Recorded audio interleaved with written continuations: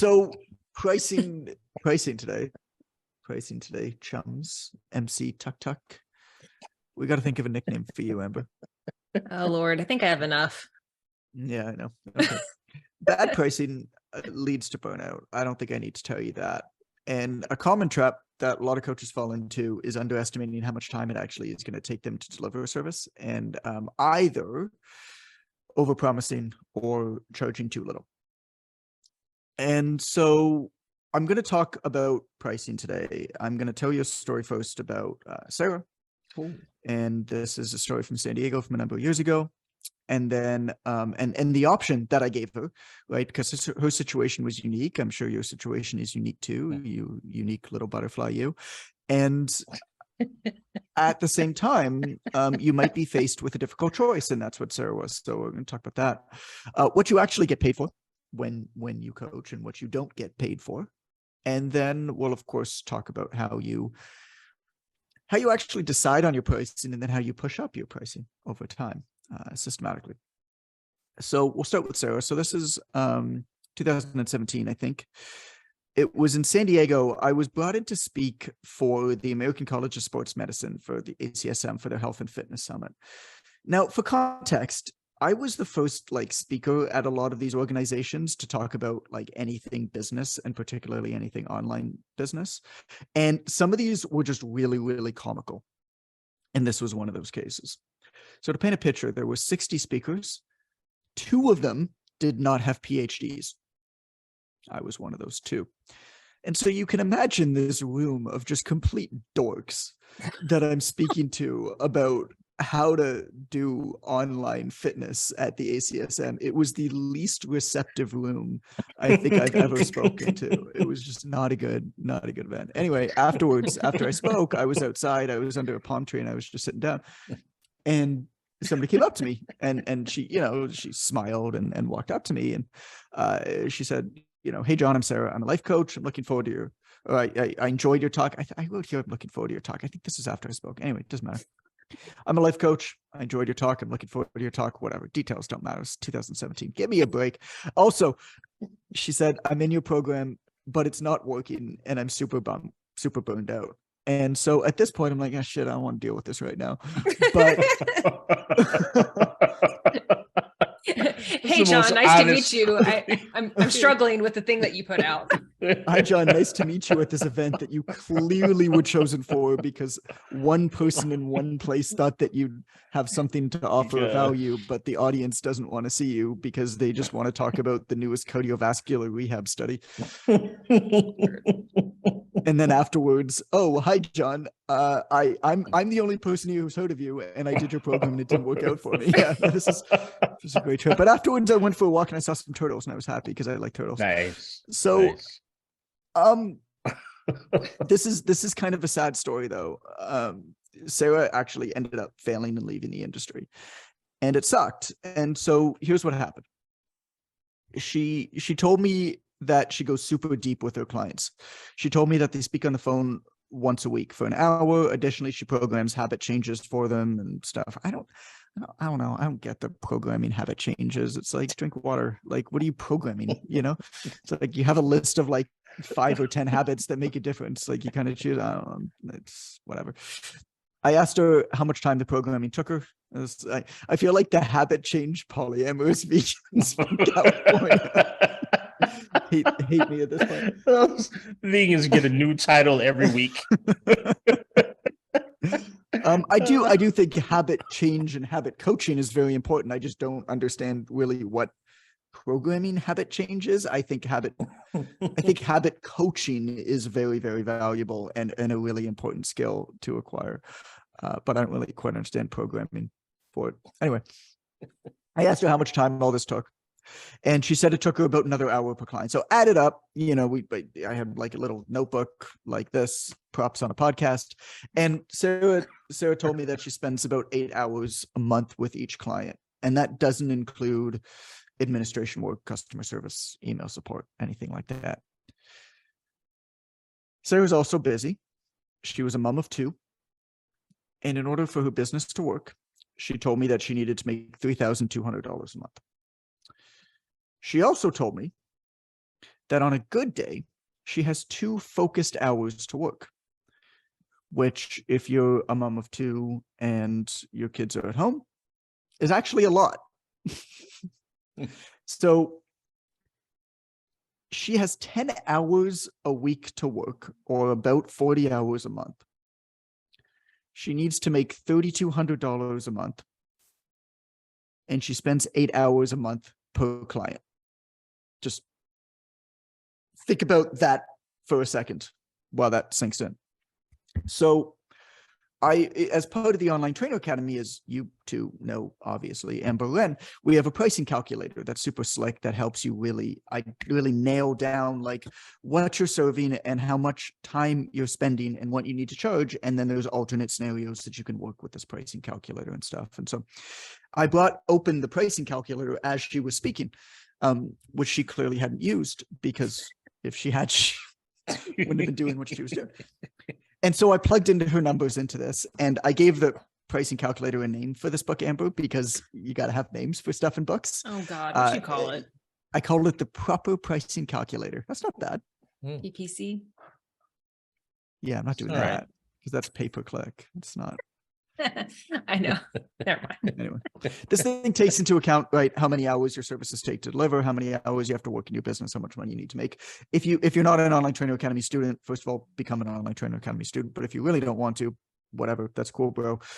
Take a piece of paper, and all that you need to do is just on your piece of paper, draw a line down the middle, put all of your services on one side of it, like program design, email communication, whatever you offer, right, on one side, and then on the other side, map out per hour, fraction of an hour, how many hours a month it's going to take you per client to work. So if program design takes you 30 minutes, just write half an hour, right?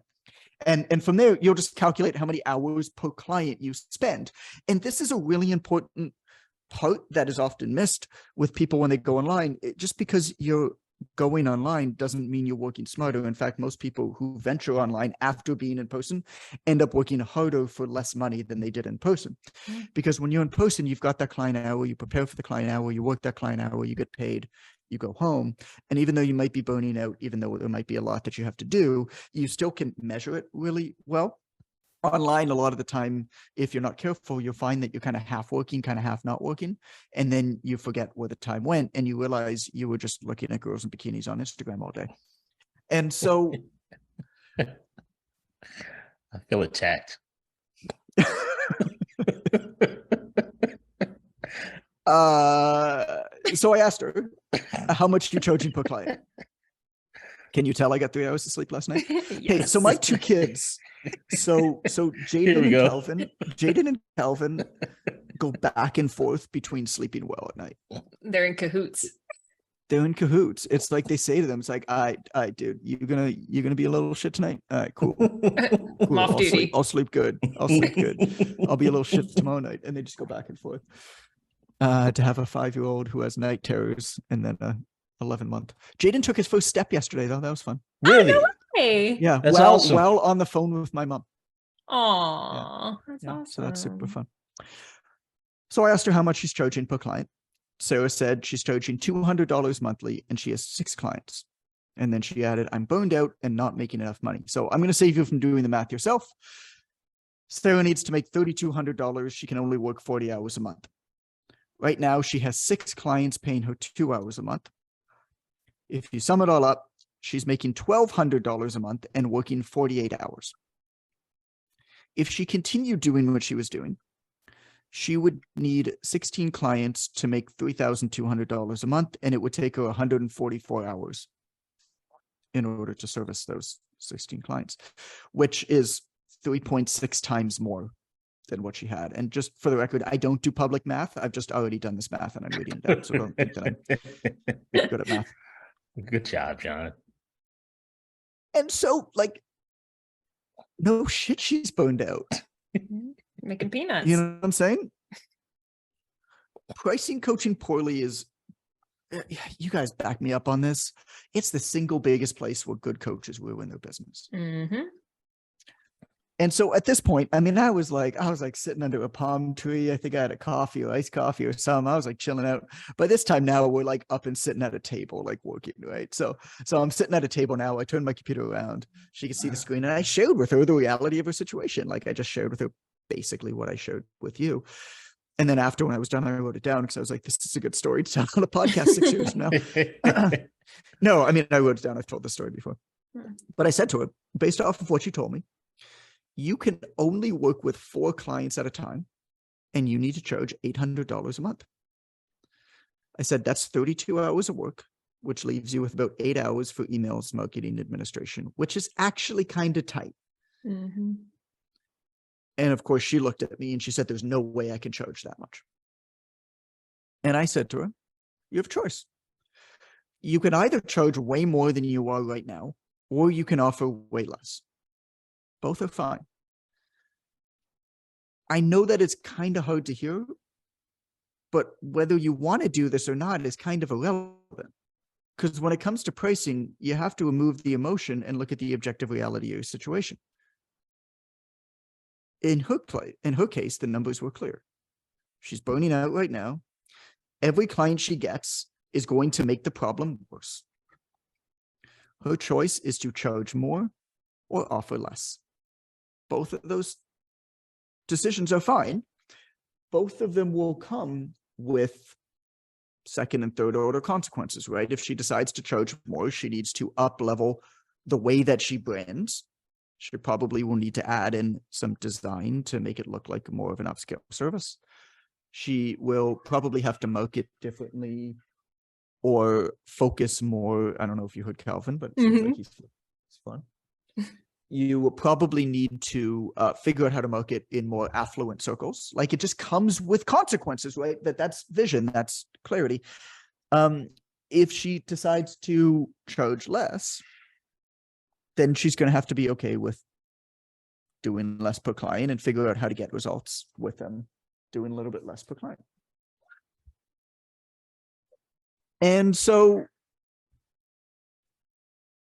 that's just the objective reality of a situation, right? Mm-hmm.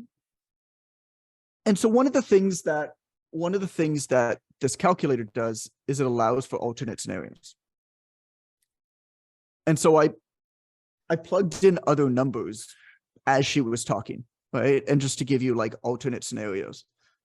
And I told her, if you continue charging $200 a client, you need 16 clients. Based on your availability, you can commit 2.5 hours a month to each client.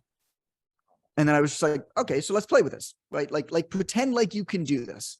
If you cut down your weekly calls to 15 minutes and take 30 minutes to write 2 new programs for each client a month, you could make it work. She said she couldn't do that. She needed the long calls to go deep with her clients. So I said, that's totally cool. And I respected the heck out of her for pushing back. Like this is what she knew that she wanted to offer and needed to offer. But still, I said to her, the numbers don't lie. If you want to offer 8 hours of coaching per client, you have to charge $800 a month. Like this is based off of what you told me. And you could only work with 4 people at a time. And so, she agreed, but probably just because we were with each other, I don't think she quite bought into it because she didn't do it. And she didn't follow the plan. She didn't change anything. And within a year was forced to stop coaching. The only reason that I know this is we were friends on Facebook after this, and I saw that she announced a career change about a year later. And I mean, I hope she's doing well. I don't know. I haven't kept up with her. I hope that she's doing well. Her name obviously isn't actually Sarah, but I hate the story. I like the story because it's instructive. I hate the story because I wish that it had a happier ending. And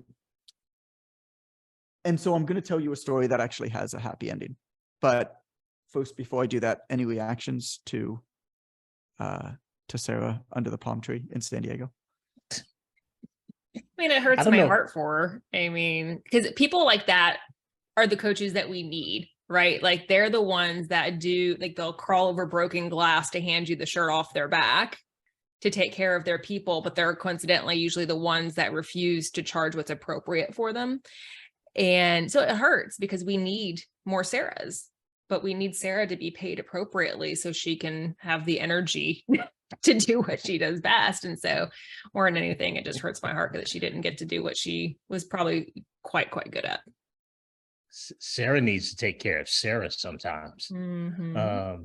She needed a yearly mantra. That's what it was. She probably wasn't on Instagram enough to know that this year is called me. Like one of those.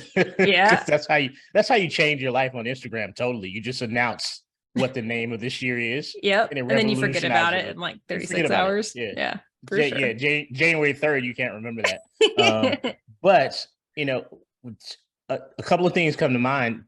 One in particular, and this is something that I had to shake as an online coach, the concept that online coach by nature should be less expensive. There's lesser value because of what it is, and not concentrating on the fact that getting a person results is getting a result. I use the analogy with our coaches in mentorship sessions. I usually bring my phone up to the screen, visual aid on the podcast for everybody that's watching this podcast through Spotify. How many cameras does your phone have? I was just thinking that. It's like 36 cameras, man. This is a well-designed device. It's the Samsung. It better be recording 3D for you in like VR. It's an amazing. But anyway, I'll bring up my phone and I'll say, hey, I could have got this at a local store, and a guy would have told me about it, and he'd let me turn it on and off, et cetera, but I didn't. I ordered it. So no guy did that for me. The phone was still the same price, because you know why? Because the result's the same. It calls people. It does text messaging.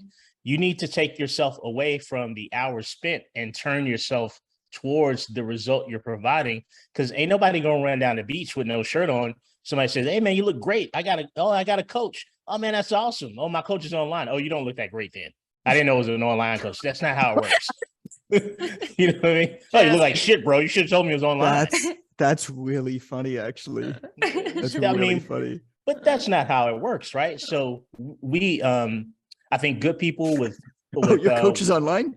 Yeah, you look like that'd shit, be a good bro. comic. Yeah. That needs to be a comic. Right. It's more efficient, right? Like that's the thing, is we're using our time more efficiently. And I don't know, but like for every coach I ever talked to, they offer way more online than they ever did on person. Right. You're like, going above and beyond. It's I mean, you might text a little bit, here and there, or like write a weekend program while, for them while they're going on vacation or whatever. But like the amount that coaches do online, because they feel like they have to make up for the fact they're not physically there in person. It's it's more efficient online. You are smarter and just everything works, because you have to think about it differently when you're online than when you're on person. Most coaches I've worked with in person wing this shit all the time. They kind of have a loose plan of what they're doing, but they're not sitting there thinking about 12 weeks out or whatever. And I know some coaches do, don't get me wrong, but the ones I've ever worked with, they wing it. I feel attacked again on this. I'm going to attack you one more time. Do it, John. I have an iPhone to your Samsung Android device. And I don't know if you knew this, but my phone only needs 3 cameras. Yours apparently needs about 6. Whatever. In any case, good story, John. I like that story. Here's a better story. Please, you depressed everybody with the first one. This one was 2013, and it was my first of 10 straight winters working abroad. So this is when I started doing this whole thing, because Canada's cold and I don't like wearing shoes. And so a man approached me. I was working. If anybody's been there in Maui in West Kaanapali, there's a bunch of super fancy hotels. Totally been there. Down Aaron and I just left there earlier today. There was a conference there for sidekicks, so we were there doing the Tuk conference there. All right, well, there you go. We go all the time, John. So one of the things about Hawaii that's really nice is that all the beaches are public legally. And so none of this bullshit that you have in Connecticut or a bunch of other places in the States, where a bunch of rich people just buy up the beachfront property and put fences up and don't let you go there. They're all public, which is beautiful. So even the fanciest hotels have to have public access to their waterfront. And so I took advantage of that, as you can imagine. No, you would never. So I lived up the hill, and I just rode my bike down, and I was working at I'd work at a Starbucks, the Marriott Hotel in West Kaanapali. And I work there like almost any day. It was just a really nice place. There were like peacocks and flamingos and stuff. Yeah, it was cool. Anyway, this guy came up to me. He's like, "What's the deal?" You know, he was a tourist, boat, lobster skin, potbelly, beer, like that kind of type, right? And he just said, "Yo, I've been here for 4 days. Every day I see you in the same spot on your computer. It's vacation, pal. Take it easy. Don't work so hard." No. I said hi. I told him I wasn't on vacation. I thanked him. I mean, this is 2013, so working remotely wasn't that normal. Mm-hmm. And then he left, and we met eyes a few days later, and he kind of let out a guffaw. Go ahead and give me your best guffaw. What? Guffaw. Like, I don't even know. I've only seen that in comic books. So I know it means laugh, but I don't know how it sounds. I've never heard something that someone said, "Did you hear that guffaw?" Like, I don't know what. You give me your best guffaw. How about that, Mr. Maui man? I feel like you need to go back to the Sidekick conference and go to a couple more talks. We skipped the guffaw portion, John. Anyway, this guy guffawed. And when he did that, I remembered because I was on the phone speaking to Steve. Steve, of course, isn't his real name, but Steve was mad at me. And this is back when I was doing personal business coaching, and Steve was a client of mine. My job was to help him start his online fitness business. Yes, in 2013, I was helping people start online fitness businesses. And his problem was that he got clients, but he was working harder for less money, and he was burned out. And here's his situation. Steve charged $199 a month. His packages included included a weekly 1-hour video call, fitness program design, nutrition program design, 24-hour email support, 24/7. He called it 24/7 email support, whatever that means. He told me that his fitness nutrition programs take about 1.5 hours a month to create. And so if you ignore the email support completely, Steve was working about 7 hours per client, and he was charging $199. Calculated down, that's about $28.43 an hour. In person, before he started doing online training, Steve charged $75 an hour. Which means that working online represented a loss of $46.57 per hour, or $325.99 a month per client, a loss. Yeah, no wonder he was mad at me. Right? He decided, though, to continue charging $199 a month, but we worked together to reduce the time per client he had to invest. And so here's what we did. Okay, there were 3 steps. Step 1 was he tightened up his target market. So he started to only accept clients in a few main buckets. This allowed him to build fitness nutrition templates. So when a new client joined, what happened was he could individualize the template instead of writing a brand new program for each person. It reduced his programming time from 3 hours a month to what he said, about 30 minutes. And for anybody who's listening to this and says, "Oh, I don't want to use templates for my clients, like everything for all my clients need to use unique," I'm going to tell you why that's a dumb shit misconception logically. Because if you have clients who have certain goals, who meet certain characteristics, and you build the best program that you can build for them, by definition, anything else you build for somebody else who's similar to them is going to be the second best program. You're better off building the best program that you possibly can, templating it and individualizing it, and continuing to iterate and improve upon your template, than you are to try to build a completely individualized thing for each person. Okay, number 2. He developed an online community. So his group included both clients and leads who weren't clients yet, because their goals were similar. Now, Steve could leverage the community and answer questions, and also showcase his knowledge to prospective students. And number 3, he scheduled in office hours. So instead of doing 24/7 unlimited support twice a week, Steve was, quote unquote, in the office. Basically, all that means is that any client could log on to a private video chat. At that point, it was Skype. That's how long ago this was. And ask him anything, or just chat about their progress. And if a client couldn't make that time, they could send a message to him beforehand, and Steve would answer it during his office hours. Now, look, if there was an extreme circumstance where somebody needed something last minute, or there was an emergency, or whatever it is, something was pressing, yeah, Steve would help him out. But by setting that guideline of being in the office or not in the office, he set the expectations, right? So all told, Steve reduced his time per client from about 7 hours to 0.75 to 1 hour per month. That's awesome. This improved his hourly rate from, what did I say, $28.43 to about $100 an hour.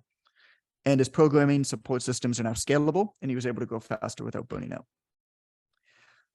Steve and Sarah represent a tale of two coaches, don't they? Both had a bad pricing model. Both are burning out. The difference was that when faced with the objective reality of their situations, Steve adapted, Sarah didn't. Result is that Sarah burned out of the industry and Steve thrived so much that now, 10 plus years later, he's a business coach. No shit. Aren't we all business coaches? Aren't we all business coaches? It's a natural evolution of things. Right. Right. I'm a 6-figure coach, by the way. I don't know if you saw the GIF, but I am. It's my favorite. It's important to note.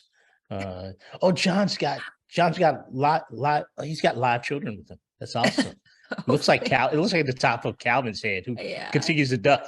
That kid is limber. That kid can do a squat. Hey, Calvin. Yes. More visual aid. People are like, who's Calvin? You need to go on YouTube so you can see Calvin, because he is the epitome of adorableness. Yeah. Calvin's awesome. Calvin's a boss. Sip my tea. I'm going to reflect as Jonathan interacts with his offspring. But I love the example that John just gave, because and Amber, you know as much about this as anybody. As coaches working online, we heap loads of crap on top of our clients that they literally never asked for. Yep. Like hour-long conversation, 3 Zoom calls. Time for that, bro. I didn't ask for that, bro. And even so, even if I'm going on Zoom or whatever, I still feel like I need to be somewhat presentable, regardless. I don't want to do that. I ain't got time for that.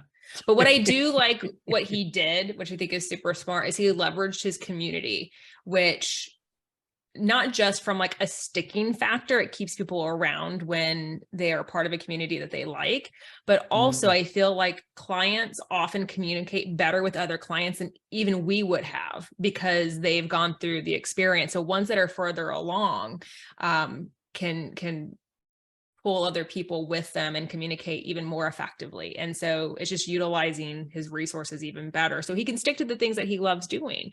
So working smarter. It also allows you to do your marketing and coaching in one go. I mean, think about what Wen said with the conversation that we had about retaining clients and also using clients who are leaving to generate more clients and generate excitement, or celebrate clients when they re-sign. Like in your community, you have people who are thinking about becoming a member or a client, and people who are already clients. Well, when a client renews, celebrate them in your community. Now you're creating the expectation, the culture of people, that they renew, that this isn't a 30-day thing or 60 or 90-day thing. And additionally, when somebody signs up, celebrate them and welcome them in the community. Like, hey, this is what you should be doing. Everybody's welcoming, everybody's supportive. I think it's just a great way to do less but better. Like your coaching, show your coaching. One of the big advantages that you have in person that you don't have online is that in person, the gym is a showcase. Every minute that you're training a client on the gym floor, other members are watching. You're basically on a stage. And that's, in a lot of cases, all the marketing that you ever need to do.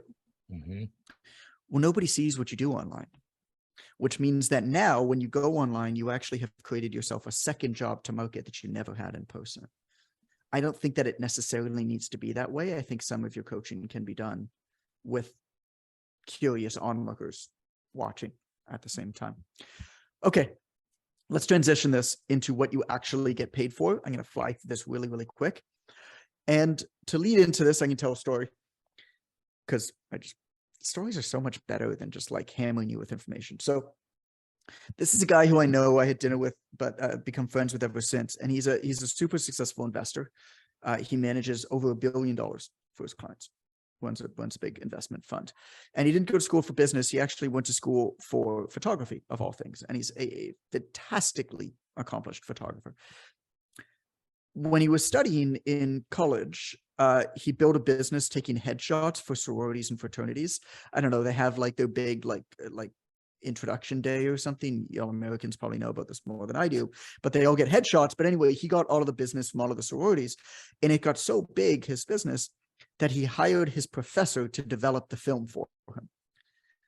And most people think that this situation should be opposite, right? The professor who he's learning from in school clearly knows more than he does about photography, but you don't get paid for your knowledge past a certain point. This guy knew enough about photography to take headshots at sororities and fraternities, and he drummed up the business, right? And the professor was developing film for him on the weekends.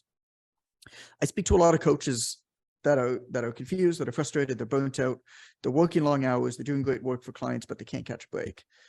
And they tell me things like, my programs are great, people should buy from me and not that guy on social media.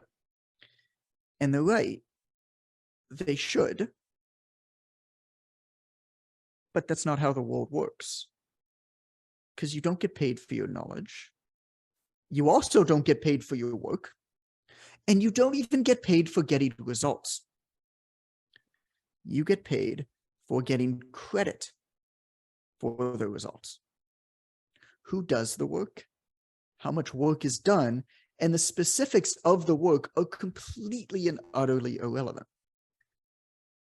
And a big part of me thinks that it shouldn't be this way.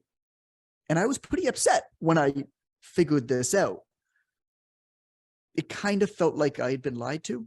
I don't, like, you guys feel that? Like, I kind of felt like what I'd been told my whole life is go to school, get a good education, learn lots, you'll get a good job, you'll be respected, you'll make enough money. And so I graduated university. I got a fancy degree from a fancy place. As we all know, I didn't, I had 60s, but like I got a fancy degree from a good place. And I got a personal trainer. Yeah, I got the same paper as those guys. And I got a job as a personal trainer at a great club, making a very small amount of money while simultaneously making the owner of the club very rich. For every session that I worked, when I started, I made $21.50, and he made $75.50, which means that if I worked 30 hours a week, 50 weeks a year, my annual salary was $32,250 before taxes. The owner, who, by the way, did not have the same fancy degree as I had, made $113,250. None of this is new, though. In 1937, there was a little book by a complete fraudster, by the way. I don't know how many people actually know this, but Napoleon Hill, complete fraudster. Like, look up the story. Like, he made up everything. Complete snake oil salesman. It's a crazy. It doesn't mean that his book isn't good, but complete liar and fraudster. Anyway, in his book, They Could Grow Rich, what he said was, the accumulation of great fortunes call for power, and power is acquired through highly organized and intelligently directed specialized knowledge. But the knowledge does not necessarily have to be in the possession of the man who accumulates the fortune. Want me to read that again? Yes, please. The accumulation of great fortunes call for power, and power is acquired through highly organized and intelligently directed specialized knowledge. But the knowledge does not necessarily have to be in the possession of the man who accumulates the fortune. Great power doesn't come from knowing. This is me. This isn't Napoleon. Yes, we need an explain like I'm 5 version, please. Great power doesn't come from knowing. It comes from knowing where to find. You don't need to know the thing. You just need to get credit for the thing. And so what Napoleon Hill is hitting on in that book is great power comes from getting credit of men who have the knowledge that grants you the great power. Basically, do exactly what I do, which is get a whole bunch of really smart people to come on your podcast for you and take credit for everything they do and put it into a book. But it's this idea of, we're taught growing up, we got to learn lots. And of course you do. I mean, knowledge is power to some extent, but I think there's a lot more to it. what you actually get paid for is getting credit for results happening. It's not how hard you work. It's not whether you do the work. And it's not even the results. It's being the person who the other person considers responsible for those results happening. It's like the Ray Kroc story. What's that? That's the co-founder of McDonald's, right? Didn't have. Well, he wasn't the founder of McDonald's. No, they consider, a lot of people consider him the founder because of what you just said, right? The McDonald's brothers were the actual founders. They developed all the systems.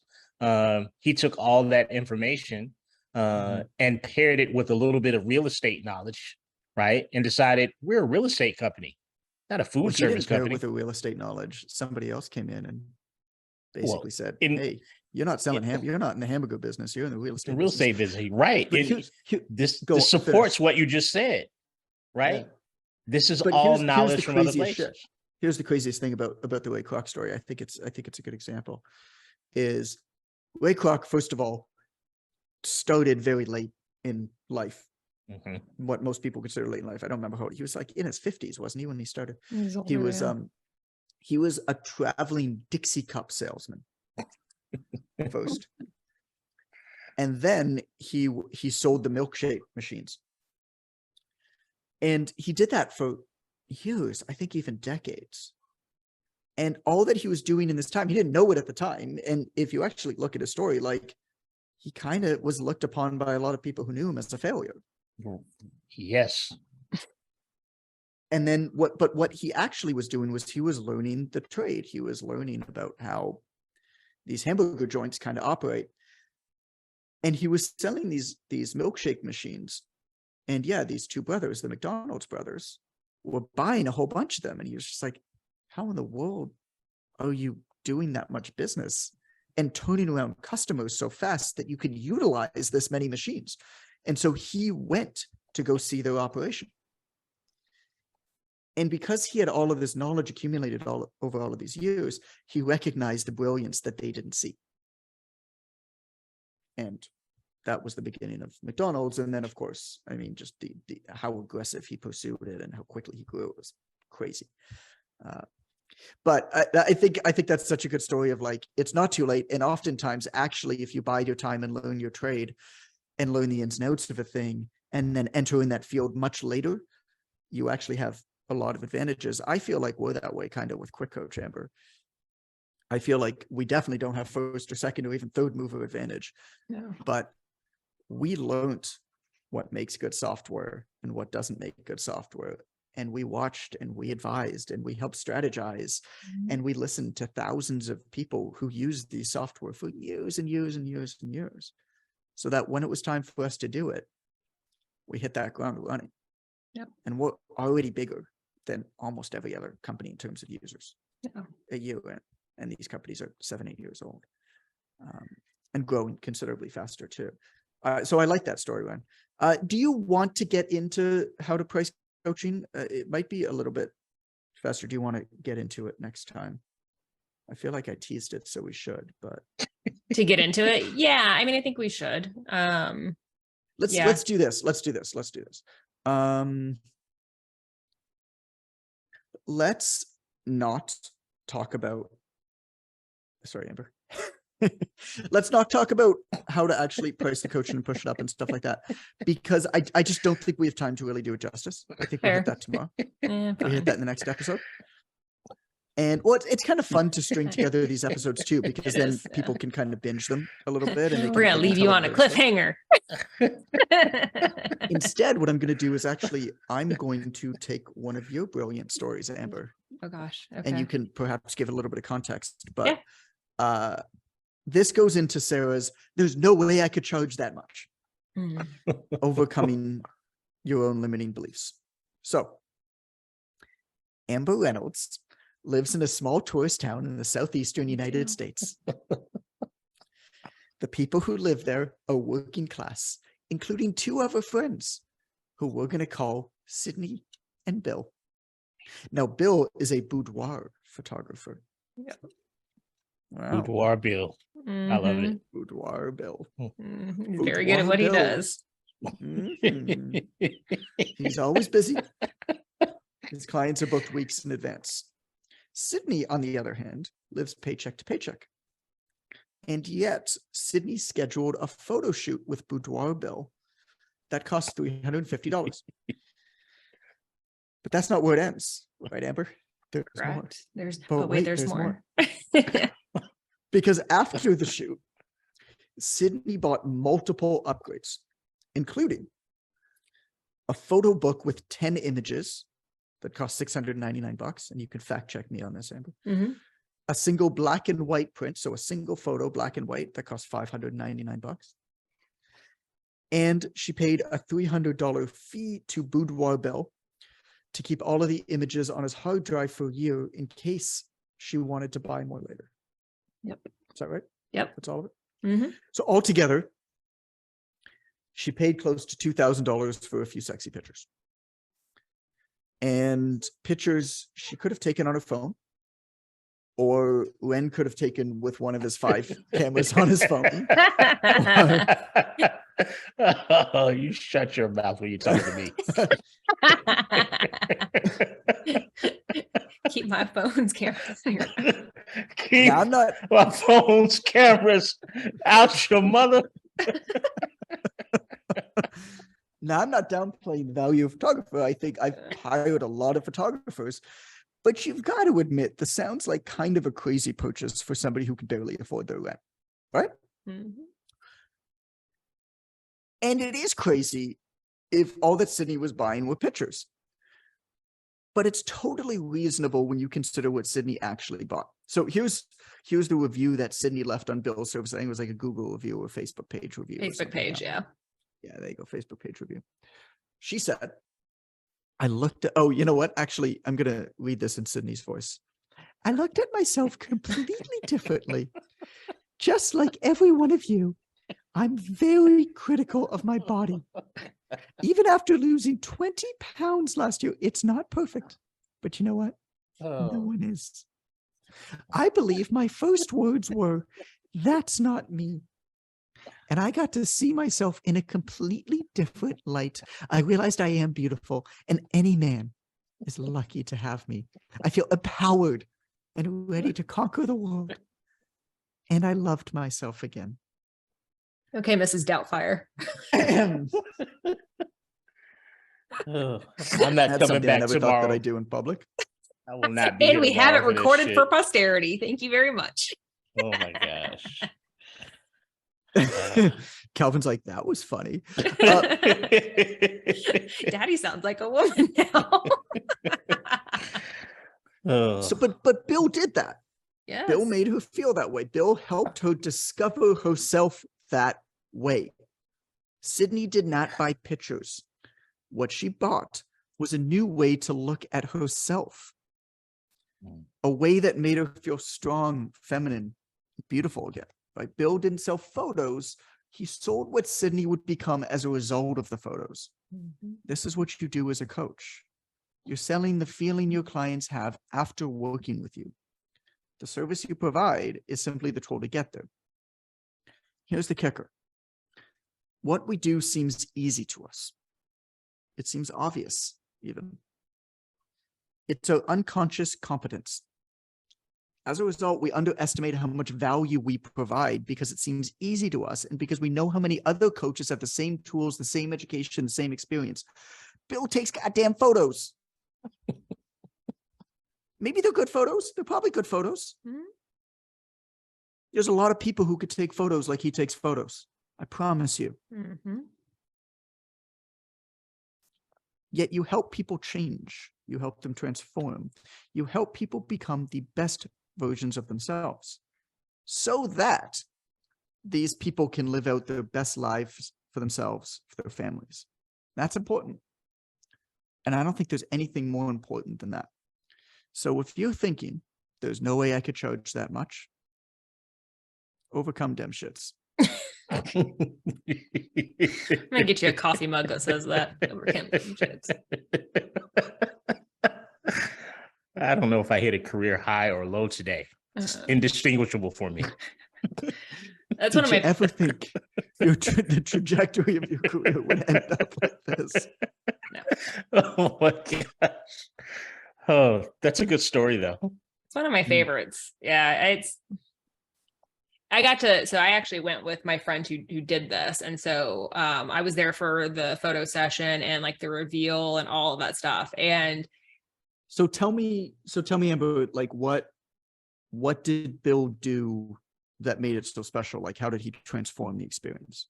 So a lot of it was in setting up making sure it was set up so that way she was comfortable. And so there was a lot of prep work that went involved, ahead of time. So she applied, let them know kind of what she was interested in. And then they set up an initial phone call, talk about goals. How do you want to feel? What kind of looks do you want to go for?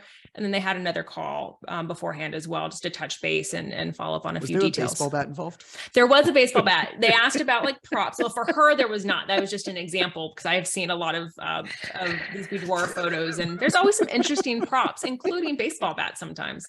Yeah. Wooden baseball bats, though, right? Wooden baseball bats, yeah, for sure. So they're not playing softball; they're playing actual. It's a good Louisville slugger, And so when they actually go to the session, they have champagne waiting, they have chocolate covered strawberries, a makeup artist, hairdresser, the whole nine. So by the time that they are done, she feels incredible. But also she's still really nervous. She's going to be practically naked in front of, this guy and his wife who helps.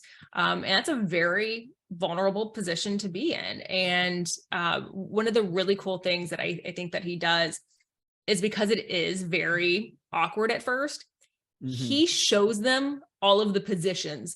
So like he's this tall, long red hair, beard, burly dude, and he's getting in there, arching his back and getting all these like super awkward, sexy photos. It's the best thing ever. And so, but he knows that this is a very difficult moment, and he has found a way to ease it. He meets them emotionally where they are. Exactly. And the wife is there cheering her, cheering them on, girl, you look hot, and like all of this stuff, and amping her up. They have sexy music playing. And, so they're constantly feeding her and just feeding into the energy of who she in her mind is, and just hasn't realized that's really who she is. And then, feeling comfortable expressing it. And so they do all the photos, and then by the time they're done, they're like on a high, right? They don't want to leave. And then, within a few days, they come back and look at the photos. And again, they have more champagne, they have more yummy treats, they have music playing, and on a big screen TV, they show the edited photos. And there's usually tears involved because they just had never seen themselves that way. It's what they see in their head or what they want, but they don't really realize it's the way that they look. And so it's just really this really wonderful moment of it's a reveal. This is who you actually are. Yeah, it's a really powerful moment. And then they get to buy stuff. And so again, like you said, it's not, the 10 image book. It's not and the digitals, it's the book, and then the, whatever size print. They have packages going well over $8,000. Yeah. So Lynn, this is what you can do if you ever want to pay for all the cameras on your phone. I do have a really great how to take good photography on your phone course on Udemy if you want it. Yeah, there you go. No, my 6 cameras handle that. Thank you very much. Well, that was cool. Thank you for sharing that, Amber. I like that example a lot because it's such a good example of meeting somebody emotionally where they're at and recognizing where they want to be and how they want to view themselves and like transporting them there. Right. It's not just saying, oh, and this is how it's like actually transporting them there. And even inviting friends to come too. Like you were there with this woman and her baseball bat. I'm just going to assume that there's a baseball bat involved. There. And a Louisville slugger, of course. Well, thank you for listening to the Obvious Choice podcast, everybody. Really always love having you here. And if you're looking for another episode to listen to right now, I'm going to recommend episode 36. This episode is called Nail Your Sales Call with 5 Steps. We go deep in that one. It is some of the best sales training I've probably ever done anywhere. And it's free on a podcast. So there you go. Number 36, nail your sales call with 5 steps. I think you'll love it. And as always, if you enjoyed listening to this podcast, please rate and review it and take a screenshot, tag me at It's Coach Goodman on Instagram, just so I can say hi. Have a good day.